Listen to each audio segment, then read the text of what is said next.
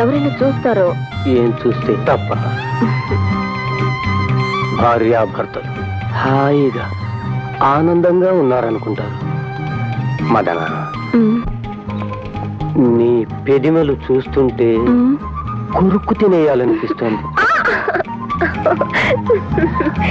మదన, మన పెళ్లి కాకముందు గడ్డి వావుల వెనక చేలగట్ల చాటున గరువు నేల దొరువుల్లో మదన మదన ఉండండి.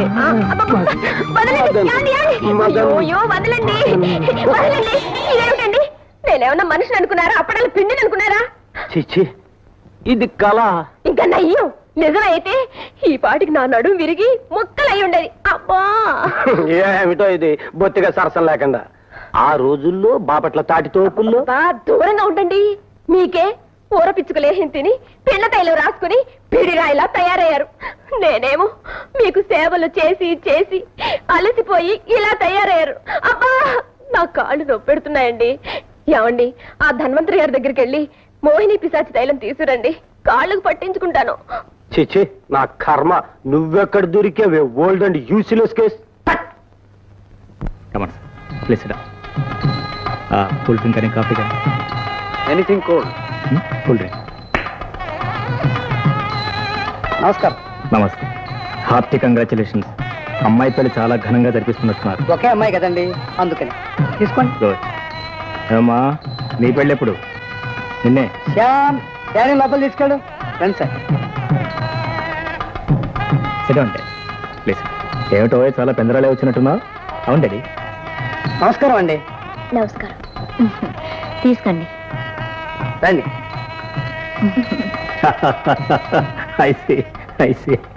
నమస్కారం అమ్మా. నమస్తే. మేడం, మా డాడీ. డాడీ ఆవిడే చేస్తే సంజయ్ దేవ్ గారు. ఎక్స్క్యూజ్ మీ, తీసుకెళ్ళి.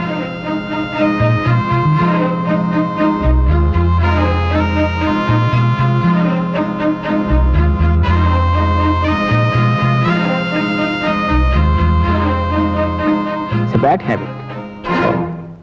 Sorry.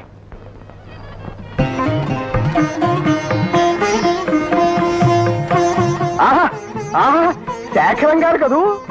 అమ్మా, తమరు పురుషోత్తం గారు అమ్మాయి? అవునండి. నేను గుర్తున్నారా? మీ పెళ్లి ఈ చేతుల మీదుగా జరిపించాలమ్మా. ఎన్నేళ్ళైనామా మిమ్మల్ని ఇద్దరిని చూసి. ఎంతమంది పిల్లలు? ఒక అబ్బాయి అండి. అలాగా, శుభం. పున్నమ్మల నుంచి తప్పించుకున్నారు. అయ్యా, ఈనాటి దాకా నేను చేయించిన పెళ్లిళ్ళు 3 పువ్వులు 6 కాయలుగా వర్ధిల్లుతున్నాయి. అది ఈ చేతి తలవ. అమ్మా, తమ అబ్బాయి గారి పెళ్లి కూడా ఈ చేతి మీదుగా జరిపించాలి, లేకపోతే ఒప్పుకునేది లేదు. ఆ విషయం ఆయనతో చెప్పండి. అది అది అన్యోన్యత అంటే అలా ఉండాలి. అత్తపురంలో చెబితే అధికారులతో చెప్పినట్టేలమ్మా. వస్తాను, అడిగిపోతా, టైం అవుతాం. నీతో ఒక విషయం మాట్లాడాలి. మాట్లాడండి. ఇక్కడ కాదు, రేపు సాయంత్రం 5 గంటలకు గాంధీ పార్కు రాగలవా? అలాగే. థ్యాంక్స్.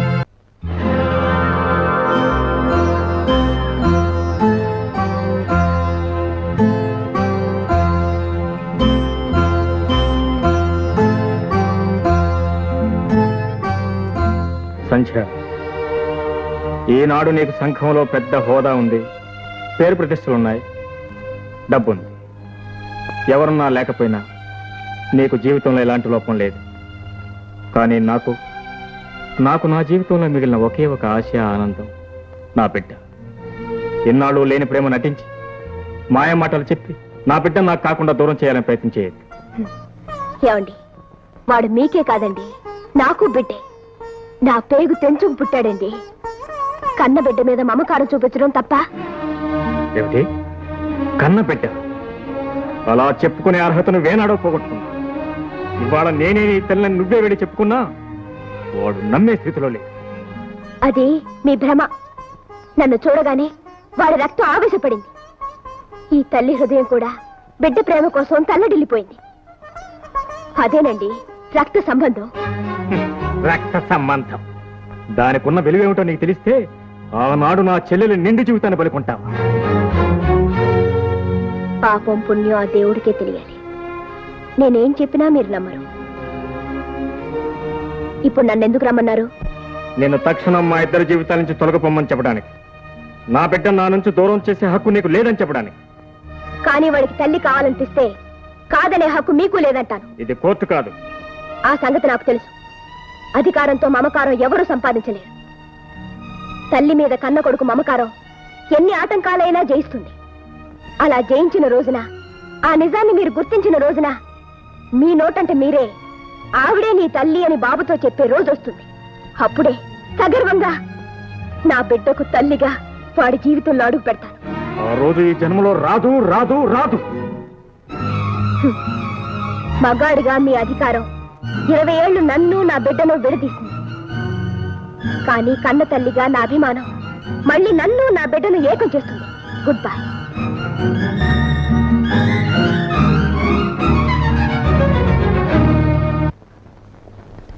రే మోహన్. ఏమిటి బాబాయ్? ఏమిటి మరింత అర్ధరాత్రి దాకా ఏం చేస్తున్నావు? ఓ అదే బాబాయ్, అది అది పార్ట్ టైం జాబ్ చేస్తున్నానని చెప్పే కదా. Part time job?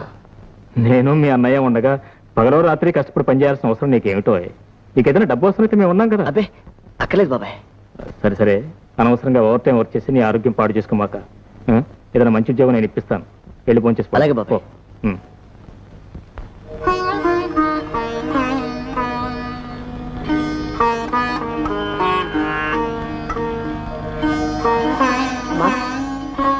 శ్యాంబాబు వస్తే నా ఒంట్లో బాగుండలేదని చెప్పు. అట్టగనమ్మా.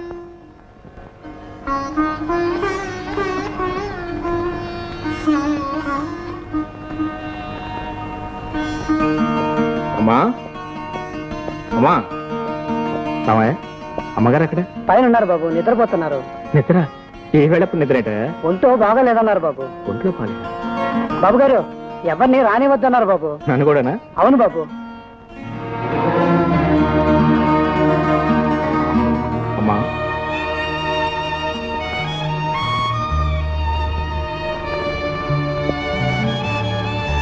రామయ్య చెప్పింది నిజమేనా అమ్మా? నన్ను కూడా లోపల రానే వద్దన్నారట. అవును బాబు. ఏమ్మా నేనేం తప్పు చేశా నాకు ఇంత శిక్ష విధిస్తున్నారు? బాబు నీకు నా మీద చాలా అభిమానం కదా. అవునమ్మా, అది వేరే మాటల్లో చెప్పాలా? అందుకే ఇంటికి రావద్దంటున్నాను. అర్హత లేని మమకారాలు మనసుల్ని క్షోభ పెడతాయి. నిన్ను చూస్తే నా బిడ్డ కళ్ళల్లో కదులుతాడు. నన్ను చూస్తే నీకు నీ తల్లి కళ్ళ ముందున్నట్టుంటుంది. కానీ ఒకరికొకరం దగ్గర కాలేం. ఎందుకు ఈ వేదన, ఎందుకు కలిసి రాని మమకారాలు? అయితే నన్ను మీరు ఇక్కడ రావద్దంటున్నారమ్మా? ఇన్నాళ్ళు ఏకాకిగా బతకడం అలవాటు చేసుకున్నాను. నన్ను ఇలాగే బతకని బాబు.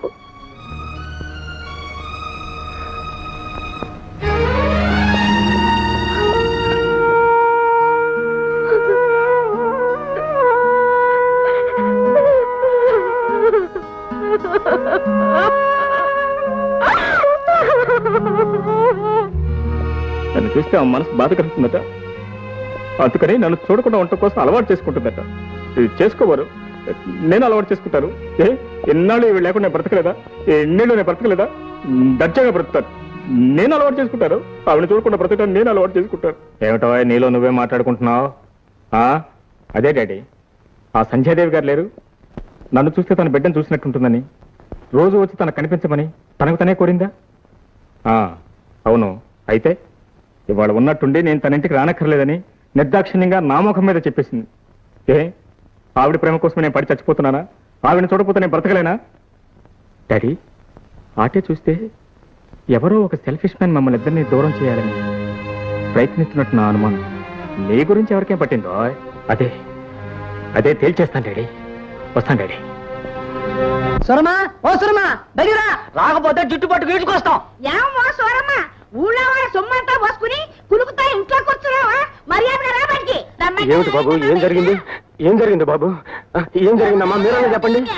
అసలు ఎవరయ్యా? ఆ సూరమ్మ అల్లుడురా. సరేలేవయ్యా, అసలు ఏం జరిగింది? ఏం జరగడం ఏంటి? మీ అత్త సంగతి ఊళ్ళో అందరి దగ్గర దోచుకొచ్చి ఇంట్లో పోస్తుంది. నువ్వు పూల రంగలా కులుకుతూ తింటూ ఇంట్లో కూర్చో. చీచీ, నీదే ఓ బతికేనా? మాటలు తిన్నగా రాని, అసలు ఏం జరిగిందో చెప్పవయ్యా. చెప్పరా చెప్పు. ఏమిటా చీటీలు అని చెప్పి ఇప్పుడు 2000 రూపాయలు వసూలు చేసింది. ఏదో బిడ్డ పెళ్లి కలిసి వస్తుంది కదా అని కట్టాను. చివరికి చీటీ లేదు, కట్టిన డబ్బు లేదు. నా నగ తాకట్టు పెట్టుకొని 400 ఇచ్చింది. 400 తిరిగి ఇచ్చేసాను, కానీ నా నగ మాత్రం నాకు ఇవ్వలేదు. అత్తయ్య, అత్తయ్య ఎక్కడ? మెల్లగా మాట్లాడండి. అమ్మకి సన్నిపాత జ్వరం వచ్చింది, కాళ్ళు చేతులు వణికిపోతున్నాయి. నీకా మీ అమ్మకా? మెల్లగా మాట్లాడండి, అమ్మకి తల బద్దలవుతుంది. ఏదో ఒకటి చెప్పి పంపించండి.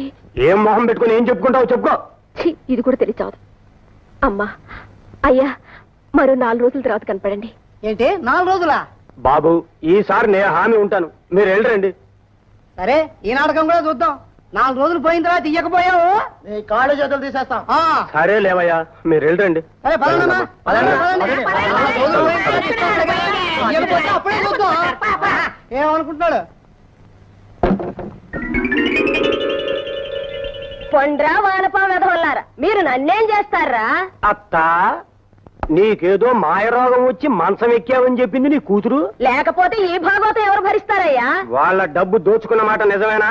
పోగొట్టుకున్నవాడు దోపిడి అంటాడు, రాబట్టుకున్నవాడు అదృష్టవంతుడు అంటాడు. అయినా ఇదంతా నా కోసమటయ్యా, నీకు పుట్టబోయే పిల్లల కోసం. ఛీ, నోరు మూయ్. నువ్వు మనిషివా పశువా? ఆ, ఎంత మాటన్నా? నోరు ముయ్యమంటాను. ఆనాడు ఆ దొంగతనం చేసి నిక్షేపం లాంటి సంఖ్య కాపురం నాశనం చేశావు. ఇట్లా ఎన్ని కాపురాలు కూలుస్తావే? నిన్ను కర్రేది ఎక్కడికి పోతావే? రేపు పొద్దున ఉన్నవాడు చేయబోయే పని నేను చేస్తాను.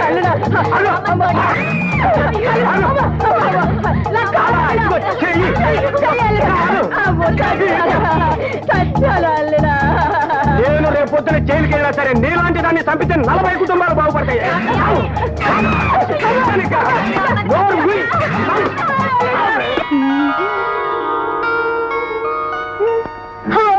రాణి, just minute.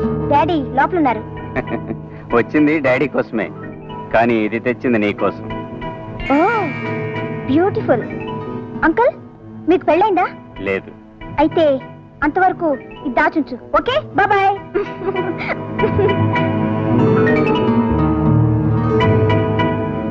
Good morning boss. ఓ జగ్గు, గుడ్ మార్నింగ్. ఏమిటి విశేషం? ఇది సింగపూర్ నుంచి వచ్చిన బాక్స్. Very good. అనుకున్నది సాధిస్తున్నావు. అంతా మీ ట్రైనింగే బాస్. నన్నే నమ్ముకుంటే నేను లక్షాధికారం చేస్తాను. చాలా థ్యాంక్స్. నా జీవితాంతం మీకు సేవ చేస్తూ ఉండాలనే నా కోరిక. అలాగే మనం బంధువులం అయితే, అంటే రాణి నాకు ఇచ్చి పెళ్లి చేస్తే. ఏం కూసావరా?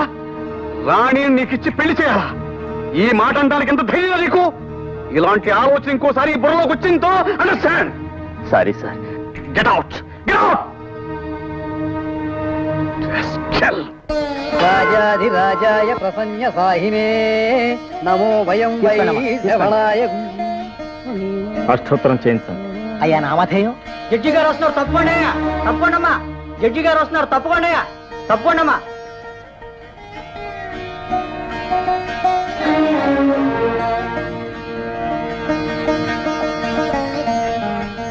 నమస్కారమ్మా. నమస్కారం. కాశపాయన సార్, జడ్జి గారు వచ్చారు. ఆగండి, ఇది దేవాలయం. దేవుడి ముందు జడ్జి గారికి ఓ రూలు, మామూలు మనిషికో రూలు ఉండదు. ముందు నా అర్చన జరగాలి. రూల్ లేని మాట నిజమే సార్, కానీ పెద్దవారు వచ్చారు. ముందు నా అర్చన జరిగి తీరాలి. పూజారి గారు, మరేం పర్వాలేదు, ముందు వారి అర్చనే కానివ్వండి. అలాగేనమ్మా. అయ్యా, ఇద్దరు అర్చనలు ఒకేసారి జరిపిస్తాను. ఇలా ఇవ్వండి. కోపగించుకుంటే ఎలా బాబు? ఇలా తెమ్మా. ఇలా. ఇవాళ మా అబ్బాయి పుట్టినరోజు. పేరు శ్యామ్. అతని పేరు అర్చన చేయించండి. అలాగే బాబు. అమ్మా తమరు? ఇవాళ మా అబ్బాయి పుట్టినరోజండి, అతని పేరు మీరు జరిపించండి. చిరంజీవి నామధేయం? శ్యామ్ కుమార్. శుక్లాంబరధరం విష్ణుం శశివర్ణం చతుర్భుజం ప్రసన్నవదనం ధ్యాయే సర్వ విఘ్నోపశాంతయే. సారీ డాడ్, కొంచెం ఆలస్యం అయిపోయింది. అమ్మా, కళ్ళు మూసుకుని దేవుడికి దండం పెట్టుకో. పూజారి గారు, వీడే మా అబ్బాయి శ్యామ్. అయ్యా ముందు హారతి వాడికి. అలాగే తీసుకోండి సార్, తీసుకోండి. అమ్మా హారతి తీసుకోండి. డాడీ, మీరు వెళుతానండి, నేను ఇప్పుడు వచ్చేస్తాను. ఏం లేదు డాడీ, కొంచెం కొంచెం సంజయ్ దగ్గరతో మాట్లాడేస్తాను. ఏమిటో ఆవిడతో నువ్వు మాట్లాడేది? అదే డాడీ, ఆ విషయం లేదు, ఆ విషయం తెలుసుకుని వస్తాను. డాడీ ప్లీజ్, ఇప్పుడే వచ్చేస్తానన్నా కదా. సరే, నువ్వు నీ పిడివాదం త్వరగా వచ్చాయి.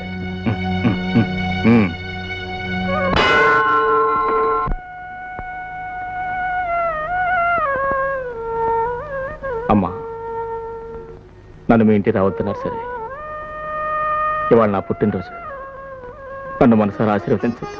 దీర్ఘాయుష్మాన్ బావ.